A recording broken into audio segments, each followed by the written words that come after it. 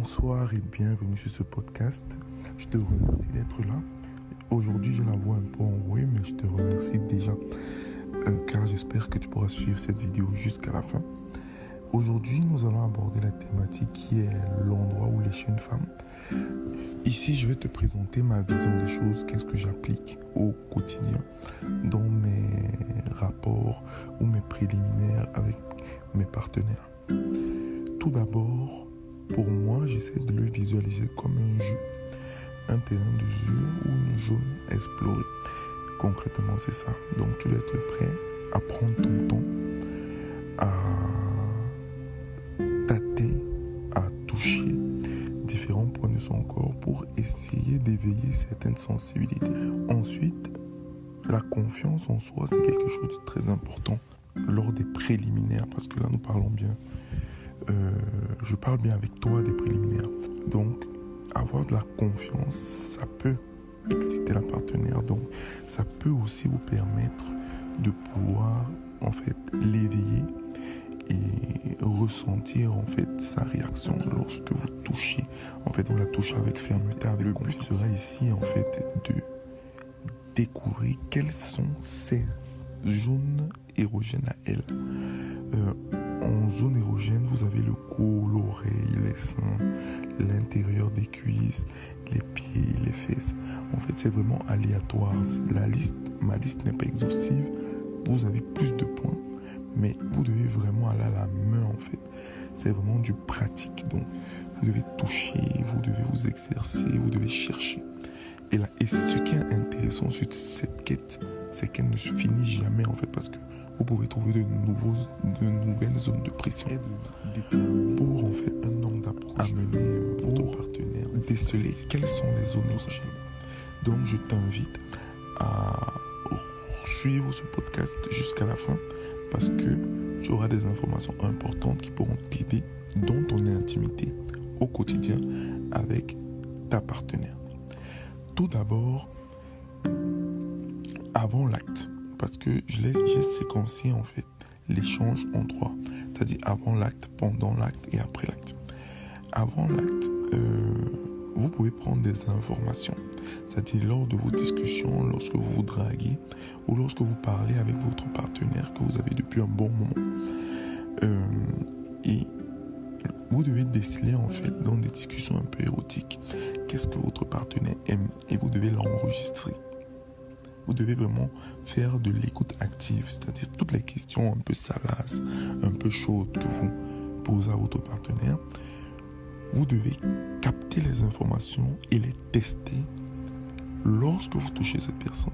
C'est-à-dire, je vous donne des exemples. Est-ce que tu aimes qu'est-ce que tu aimes en fait? Quelles sont tes zones érogènes? Quels sont tes points sensibles que tu as déjà découvert, soit de tes autres relations, soit en te touchant toi-même? Maintenant, elle peut vous dire oui, au niveau des hanches, au niveau de l'intérieur des cuisses, au niveau des lèvres, au niveau du cou, au niveau de la nuque, par exemple, derrière l'oreille ou sur l'oreille. Donc, ces petits éléments-là que vous avez de vos discussions érotiques qui vous chauffent, oui, vous devez, je comprends que ça vous chauffe, c'est humain. Mais maintenant, vous devez être capable de faire de l'écoute active et vraiment d'enregistrer toutes ces petites informations et de les tester, en fait, de vraiment les tester pendant que vous êtes dans des préliminaires. Maintenant, nous allons passer à l'acte intime. Vous pouvez aller à l'instinct ou vous pouvez demander son ressenti. Comment aller à l'instinct? À l'instinct, en fait, vous allez devoir observer les variations de son souffle lorsque vous touchez un endroit spécifique de son corps. Donc, lorsque votre main s'oriente délicatement ou bien avec fermeté sur son cou, sur sa poitrine, il y aura un souffle qui sera différent. Si c'est une personne qui s'exprime dans le sexe, même si elle ne s'exprime pas, elle peut s'exprimer de façon avec juste son souffle, juste des gestes. Vous pouvez le voir de façon simple. C'est-à-dire, lorsque vous allez passer dans cet endroit, vous allez ressentir en fait que le corps s'exprime. Donc, par exemple, vous avez des femmes qui, lorsque vous les touchez la poitrine, vous ne ressentez pas en fait de frémissement.